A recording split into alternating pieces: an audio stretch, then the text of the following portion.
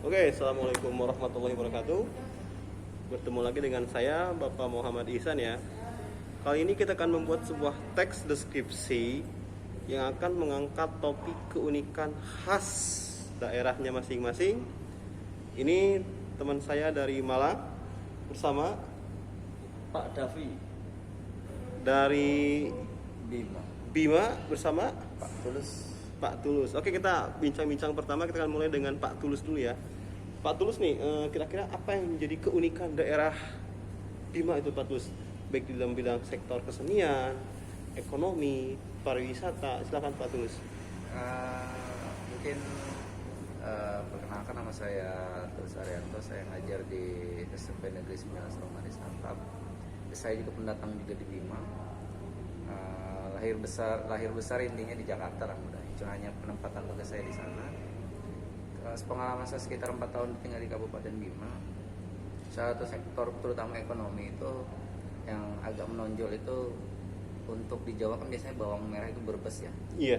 Tapi kalau di Bima itu bawang merahnya itu bagus. Itu salah satu komoditi yang cocok tanam yang salah satu digemari di sana. Dikarenakan keuntungan juga bagus, tapi di saat kerugian juga bagus deh. Oh, bawang merah itu Pak Tulus ya. Jadi kalau harganya lagi bagus itu dalam sektor pertanian itu keunggulannya itu, kalau lagi harga pas itu bisa keuntungannya itu berkali-kali lipat. Tapi di saat harga jatuh itu sudah bisa dipastikan itu balik modal tidak cukup. Sama dengan sektor jagung ya. Jagung itu ada masa tanamnya itu di musim hujan, jadi dia musiman. Jadi tidak mengandalkan pengairan atau irigasi, tapi lebih mengandalkan ke curah hujan. Tapi itu salah satu komoditas yang untuk 2-3 tahun terakhir itu sangat digemari oleh masyarakat Bima. Karena modalnya itu tidak sebanyak dari kita menanam bawang. Nah, kalau dari segi kuliner itu bisa Bapak Ibu jika misalkan main ke Kabupaten Bima, itu bisa mencoba ikan bandengnya, enak sekali. Beda dengan yang di Jawa ya dia. Kalau di Jawa itu kan kalau kita tidak punya trik khusus memasak itu kan rasa lumpurnya itu kan terasa. Tapi kalau di Bima itu tidak seperti itu. Saya juga tidak tahu kenapa, tapi memang karakter kuliner itu kan dipengaruhi oleh air tanahnya itu kan. Yang masing-masing pulau beda, dan itu bisa membedakan rasa yang salah satunya ikan bandeng yang kita makan. Dan salah satu minuman sebenarnya yang mungkin familiar di warga Jawa itu adalah susu kuda liar. Nah, susu kuda liar itu kan memang sudah teruji kan hasilnya untuk menahan daya tubuh saat kita pandemi sekarang ini. Dan salah satu yang diunggulkan itu tadi ada bandeng, ada bawang dan jagung, itu adalah susu kuda liar. Itu mantap sekali. Tapi di saat misalnya Bapak Ibu main di Bima ingin membeli susu kuda liar, pastikan jangan menutup rapat botolnya. Harus ada diberikan sedikit udara karena itu gasnya cukup banyak. Jadi kalau bisa kaget dia buka, dia seperti dirosus. Luar biasa Pak Tulus ya. Kalau tadi saya bisa menyimpulkan dari struktur teks deskripsi, yang pertama tentang faktor ekonomi identifikasinya dari Pak Tulus ya. Yang faktor ekonomi dari identifikasi dari Bima itu, kalau bisa saya deskripsikan berdasarkan bagian-bagiannya itu bisa dari bawang merah, tadi apa yang Pak Tulus sampaikan, dari ikan bandeng Pak Tulus ya. Yang terakhir itu yang jadi faktor ekonomi yang bagus itu kalau nggak salah tadi susu kuda liar Pak Tulus ya. Kemudian yang terakhir itu Pak Tulus ya, saya dengar ada madu juga Pak Tulus ya. Gimana kalau madu itu Pak Tulus? Jadi kan di beberapa daerah di Indonesia kan itu terkenal dengan madu hutan yang dari apa ya, langsung hutan ya, jadi tergantung musimnya dia. Kalau di Kabupaten Bima itu ada beberapa daerah yang dia kecamatan itu memiliki hutan yang masih bagus, dan itu memiliki lebah hutan yang lebah liar itu yang bersarang di pohon-pohon besar itu. Kalau misalnya kita nonton Jejak Petualang segala macam, itu beneran terjadi seperti itu.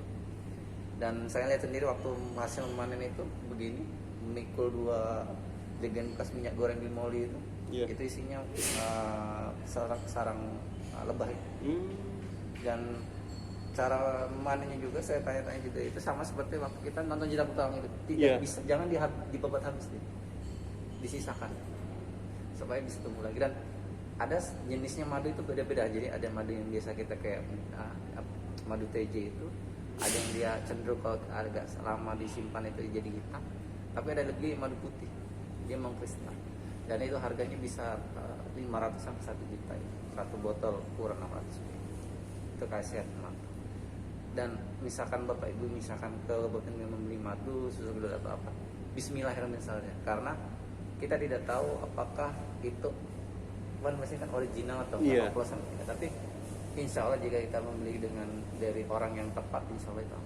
Jadi saya kalau misalkan bawa oleh-oleh ke pulang kampung itu ke Jawa itu, kalau ditanya ini asli, insya Allah. Karena saya sendiri mengkonsumsi juga di rumah, di stoknya masih ada 2 botol dan saya beli ambil di orang yang pas. Jadi triknya sih itu bapak ibu, kalau misalnya belanja sesuatu di Bima, mau bandeng, mau madu, mau susu kedelai liar, pastikan membeli di orang yang tepat ya Pak Tulus. Terima kasih Pak Tulus. Ya. Tadi kita sudah berbincang-bincang dengan Pak Tulus dari faktor ekonomi ya. Ekonomi yang diangkatnya itu ada beberapa yang sudah saya sebutkan. Nah, kita akan coba mendeskripsikan kawan-kawan semuanya. Kalau dari faktor seni ya, kira-kira apa yang bisa diunggulkan Pak Tulus? Seni itu kalau boleh saya ini ya lebih ke busana ya. Busana ya. Jadi songket khas Bima itu cukup bagus, itu cukup tidak kalah dengan songket yang lain. Kalau misalnya pembukaan itu kan saya pakai songketnya agak panjang gitu. Iya. Itu salah satu contoh kainnya. Dan ada satu contoh kain songket itu yang dia menggunakan bahan alami khusus benangnya, dia pintal sendiri, warna alami semua, dan itu bisa berkhasiat untuk tubuh. Dalam arti misalkan kita ada penyakit gatal itu, menggunakan itu bisa teratasi karena dari si rajinya sendiri. Plus dari orang Jakarta yang sering beli, jadi karena sering dibeli semua orang Jakarta, orang Jawa, harganya itu dia naik. Itu kisaran harganya 1,5 sampai 2 juta. Luar biasa. Per lembar. Tapi untuk kualitas mantap. Oke, terima kasih ya. Ya. Jadi kalau kita analisislah kembali, tadi identifikasinya udah disampaikan oleh Pak Tulus juga, kemudian deskripsi bagiannya sudah disimpulkan secara detail oleh Pak Tulus. Kira-kira nih kawan-kawan semuanya, kesan apa sih Pak Tulus yang akan disampaikan kepada kawan-kawan semuanya tentang Bima itu Pak Tulus?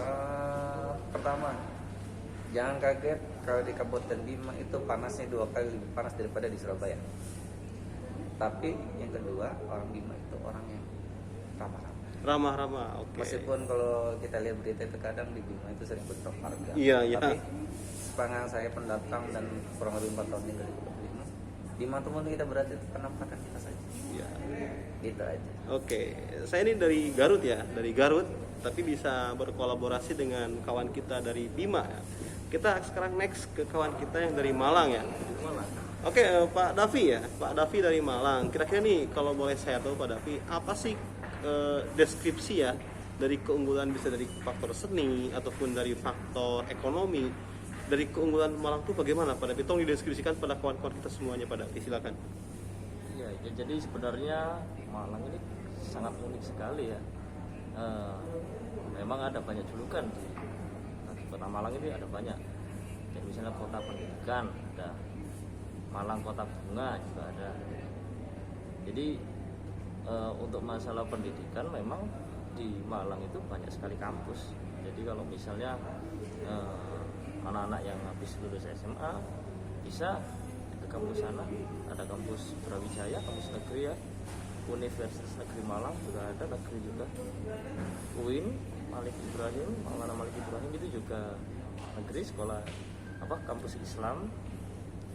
Kemudian kampus swasta juga ada banyak sekali di sana, ada ITN, ada Universitas Merdeka, ada Kanjuruhan, ada Unisma, ada Muhammadiyah. Jadi sangat banyak sekali kampus di sana itu, sehingga julukan kota pendidikan itu memang sangat cocok sekali dengan keadaan Malang. Wah, luar biasa Pak Davi ya. Iya. Jadi pendidikan itu di Malang itu bisa menjadi faktor penggenjot ekonomi ya. Ekonomi, benar sekali. Jadi kalau misalnya sekarang dalam kondisi corona seperti ini, mahasiswa kan banyak yang tidak di Malang kan. Nah, biasanya Malang itu memang macet sekali ketika pagi, banyak murid-murid yang berangkat sekolah, banyak orang kerja, banyak mahasiswa yang mau ke kampus. Itu yang menyebabkan Malang itu jadi macet, banyak macetnya di sana.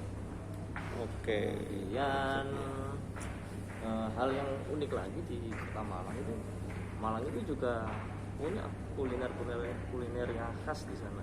Kuliner. Yang pertama itu bakso. Wah, ini kalau ke Malang nggak nyoba bakso Malang rugi sekali. Di sana itu bakso itu variannya ada banyak sekali, Pak. Iya. Jadi ada bakso mercon. Wah, itu mercon itu petasan itu ya, Pak. Kalau bahasa Indonesia petasan itu. Jadi nama bakso mercon itu di dalamnya itu ada cabai. Nah, itu kalau dimakan ya memang rasanya pedas kayak mercon, itu ibaratkan seperti mercon gitu loh. Kemudian ada juga bakso keju. Di dalamnya itu memang ada kejunya di situ. Jadi makan di dalamnya ada keju yang sudah lumer karena memang kan baksonya itu dihangatkan kan. Kemudian kalau bakso lagi ada bakso lobster ada juga. Jadi lobster yang besar itu kepalanya dibungkus pakai bakso. Wah, luar Jadi kalau biasa. dimakan ya pasti itu sensasinya luar biasa sekali itu ya. Jadi Bakso. berbanggalah di orang Malang ya. Jadi orang Malang. Jadi Oke. kalau mau ke Malang silakan coba bakso ini. Pasti mantap sekali. Itu kan berkesan. Iya. Yang mungkin tidak ditemui di kota lain. Keistimewaan ya. Keistimewaan. Keistimewaan. Ada Jadi- banyak sekali bakso. Jadi daya jual juga Daya untuk jual. masyarakat ataupun untuk turis mancanegara ya. Ah, benar sekali. Untuk berkunjung ke Malang gitu. Kemudian di Malang itu terkenal juga dengan kota wisata. Oh iya, gimana tuh? Nah, apalagi kalau kita ngomong Malang Raya ya. Malang Raya itu ya Kabupaten Malang, Kota Malang, Kota Batu. Nah, itu Kabupaten Malang itu banyak sekali tempat wisata di sana. Jadi kalau banyak yang mengibaratkan itu kalau misalnya Batu itu kayak di puncak, kalau misalnya di mana daerah Jawa Barat ya. Ya. Puncak ya seperti itu. Jadi tempatnya di pegunungan, banyak villa-villa di sana, banyak penginapan. Jadi kalau misalnya ada yang mau main ke sana bisa nginep. Ada tempat wisata juga banyak, Jatim Park 1, 2, 3, ada PNS, ada Predator Fun Park. Predator Fun Park itu tempat wisata yang di situ ada hewan-hewan predator di sana. Wah. Buaya, ada ular, ada ikan arapaima, ada ikan-ikan yang ganas-ganas itu juga ada di sana. Iya. Banyak sekali tempat wisata di sana. Itu wisata yang wisata buatan. Wisata alami juga ada. Jadi Contohnya gimana kalau wisata alami, Bang? wisata alami itu misalnya gini. Karena Malang itu adalah di daerah pegunungan, pasti di sana banyak gunung. Banyak tempat berkemah, mau kemah di sana juga ada banyak. Masih alami semua. Terus ada yang terkenal namanya Coban. Cobaan, Bang? Coban itu air terjun. Oh. Ada banyak sekali coban di Kota Malang itu. Bisa ribuan juga kalau kita mau nggak nyari satu-satu itu. Luar biasa. Ya, iya. Yang terkenal misalnya coban rondo. Cobaan rondo. Rondo itu janda artinya. Oh. Nggak tahu itu ceritanya bagaimana nggak tahu. Oke. Apa ada janda yang mati di situ atau seperti apa nggak tahu. Ada coban putri, ada coban rais, coban tengah, ada coban cidor, ada coban buntung, ada banyak sekali coban sewu ada. Jadi ada banyak coban atau air terjun itu yang ada di Malang. Jadi kalau kita mau wisata di tempat yang alami bisa datang ke sana. Oke. Kemudian juga di Malang itu dekat dengan Gunung Bromo kan? Iya. Dekat dengan Gunung Bromo. Jadi kalau mau berwisata ke Gunung Bromo bisa, ke wisata Gunung Semeru bisa. Jadi bagi orang-orang yang suka mendaki bisa lah rekreasi ke Malang itu pasti banyak tempat wisata yang bisa dikunjungi. Selain di daerah pegunungan, Malang itu juga sampai ke daerah pantai. Oh, pantainya juga ada, Bang Davi ya? Jadi di Kabupaten Malang itu, Malang Selatan ya, itu banyak sekali pantai. Ada puluhan pantai yang ada di sana.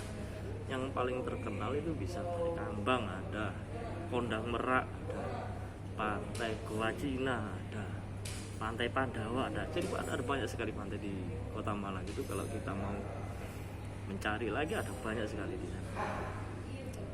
Kemudian setelah ada tempat wisata, ada kuliner, lagi yang jadikan keunggulan itu tentang keseniannya. Ya, kesenian Bang Davi nih, saya tunggu nih. Jadi di kesenian ini yang paling terkenal itu ada kesenian Jaran Kepang. Jaran Kepang dari Malang, kuda lumping ya. Kuda lumping lah. Kalau orang Malang mengatakan itu Jaran Kepang. Jaran Kepang itu orang yang sebenarnya itu tarian sebenarnya. Tarian pakai kuda yang terbuat dari bambu, dinaiki, menari-nari, bahkan kadang juga bisa sampai istilahnya itu kesurupan penarinya, saking menjiwai dari tarian itu sampai seperti kesurupan. Bahkan pemain kuda lumping atau jaran kepang ini kalau sudah kesurupan atau namanya itu kalap ya, kalau di Malang namanya itu kalap. Kalap ya. Ketika kalap, dia makan benda-benda tajam pun kuat saja. Tapi tidak melukai bibir, rongga, Tidak terluka, tidak ya. tidak terluka. Kuat semuanya, kuat itu. Jadi entah itu dipukul, dicambuk pakai apa? Cambuk yang besar itu kan, ada pakai cambuk itu, cambuk. Ya nggak masalah. Nggak ada luka robek juga, nggak ada. Nggak ada luka. Nah ini yang jadikan keunikan. Kemudian juga ada yang namanya kesenian bantengan. Bantengan ya. Nah, bantengan ini kayak apa ya, kalau di Cina itu kayak barongsai. Cuma kalau bantengan ya pakai banteng. Ada kepala banteng, kemudian dimainkan 2 orang itu ya. Satu jadi pemegang kepalanya, satunya dibagi bagian kaki belakang gitu ya. Jadi ada ekor terus ditutup sama kain hitam. Banteng kan juga mirip dengan jaran kepang, ada apa ya, tariannya, kemudian mereka bisa kesurupan juga, yang hampir mirip ya, ada atraksi makan benda-benda tajam dan sebagainya. Kemudian juga kalau di Malang ini ada yang namanya acara bersih desa. Bersih desa. Bersih desa itu biasanya dilaksanakan sebelum 17 Agustus. Sebelum 17 Agustus ya. Ya, itu mungkin ada filosofinya. Mengapa kok bersih desa? Mungkin desa di Malang atau wilayah Malang itu agar terbebas dari hal-hal buruk. Maka ada budaya bersih desa tadi itu. Dan ketika acara bersih desa itu pasti ada arak-arakan di sana. Ada arak-arakan kayak pesta rakyat gitu ya. Ada pesta rakyat. Kesenian juga akan di situ. Tari-tarian, jaran kepang juga ada di sana. Bantengan juga ada di sana. Nah ini adalah sebuah apa ya, kelebihan di Kota Malang yang mungkin tidak dimiliki oleh seluruh daerah Indonesia, yang mungkin nggak memiliki. Kemudian lagi yang paling membanggakan adalah Malang itu adalah kota sejarah. Kota sejarah Kota Malang sejarah. itu ya. Kenapa kok dikatakan sejarah? Nah, gimana filosofinya nih? Nah, kota sejarah kenapa?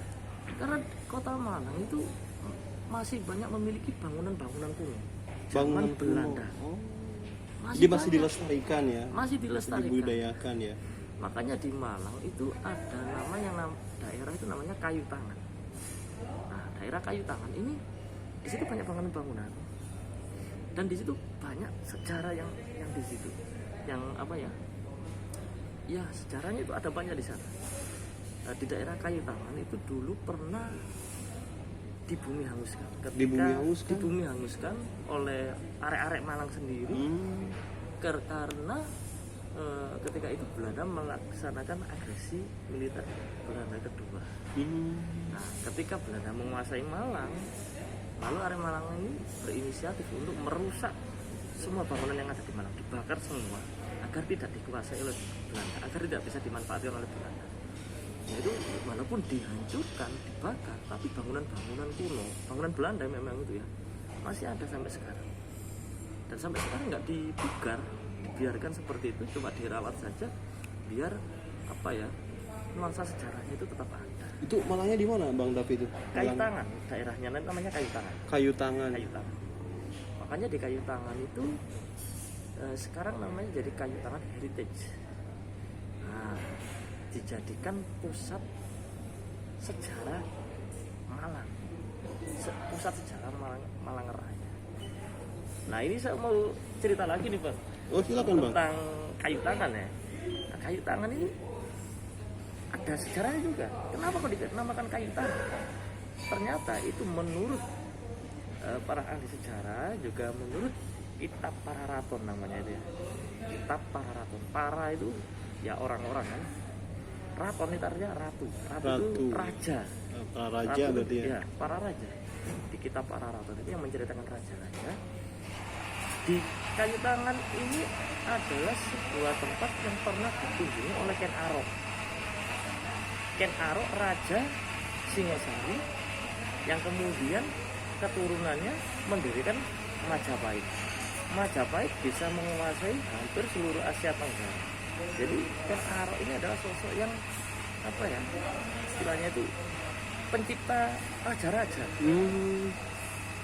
ya kan, leluhurnya raja-raja Ken Iya, Arok. iya. Raja-raja Indonesia leluhurnya dari Ken Arok. Nah, di cerita para raton itu saya akan kisahkan. Jadi kenapa kok dinamakan kayu tangan? Ketika itu Ken Arok itu masih muda. Ketika Ken Arok muda ini dianggap orang-orang sebagai anak yang nakal karena dia suka melakukan hal-hal yang kriminal, suka mencuri, suka memperkosa, suka membunuh dan sebagainya. Nah, ketika dia masih muda, dia diburu oleh yang penguasa yang namanya itu Tunggul Amatung. Tunggul Amatung sebenarnya itu dulu penguasa Tumapel di daerah Singosari sini. Ketika Tunggul Amatung ini mengetahui bahwa ada orang yang jahat tadi itu, si Ken Arok tadi, dia akhirnya mengirimkan anak buahnya untuk mencarinya. Ketika mencari Ken Arok ketika itu bersembunyi di sebuah tempat. Nah, tempat ini namanya kayu tangan tadi itu. Kayu tangan ya. Kenapa kok Tempat dinamakan? persembunyian Ken Arok. Iya. Kenapa kok dinamakan kayu tangan? Karena menurut sejarahnya itu konon prajurit Tunggul Amatung ketika berada di tempat itu, waktu itu masih jadi hutan ya, kayu tangan masih hutan itu. Di hutan, prajuritnya Tunggul Amatung melihat sebuah pohon besar yang bentuknya seperti tangan, kayu tangan. Tapi sebenarnya dulu namanya bukan kayu tangan bang, namanya itu alas patang tangan. Alas itu hutan, patang tangan. Patang itu watang itu bahasa Jawa itu kayu. Alas tatang tangan ya. Patang tangan. Jadi patang itu artinya kayu, tangan ya artinya tangan. Kenapa dikarenakan seperti itu? Karena ada pohon dari kayu yang batangnya kayu tadi bentuknya seperti tangan tumbuhnya. Jadi prajurit Tunggul Amatung mengatakan, ini loh alas patang tangan. Aku mencari Ken Arok nggak ketemu di sini karena dia itu saking bandelnya gitu ya. Nah, sampai kemudian suatu saat daerah kayu tangan tadi itu dijadikan sebuah tempat karena sudah disebut oleh prajurit Tunggul Amatung, dia banyak dilewati oleh orang di sana. Akhirnya muncullah jalan untuk jalan umum di sana itu. Nah, ketika penjajahan Belanda itu ketika itu berperang melawan kerajaan Mataram waktu itu ya. Yeah. Kerajaan Mataram. Nah, di kerajaan Mataram tadi itu ada para pejuang-pejuang yang melawan Belanda. Dia melarikan diri ke daerah Malang. Daerah Malang itu